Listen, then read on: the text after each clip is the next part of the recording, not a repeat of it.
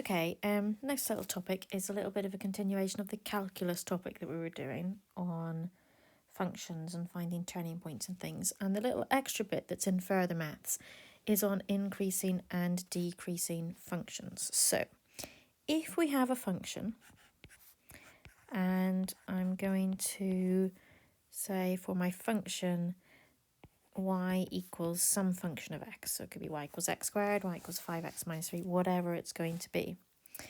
And when we're looking at this, we would say it is increasing when the derivative, dy by dx, is bigger than 0. And it's decreasing if the derivative is less than 0. So a function like y equals x squared, we know what that looks like. And we would say that for that graph, it's going to be decreasing. So all of this section is decreasing. All of this section is increasing. And its stationary point, or where it's equal to 0, is that point where it's 0, flat. The gradient is 0. And this side, all of the gradients here are negative, aren't they? It's a negative gradient, so it's decreasing. This side, the gradients are all positive, so it's increasing on this side.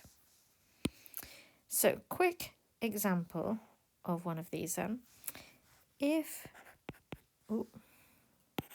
we were asked to work out the size of some of these functions, I seem to have gone very big. So,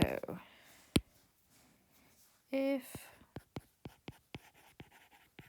we had a function, so let's say we wanted to work out the values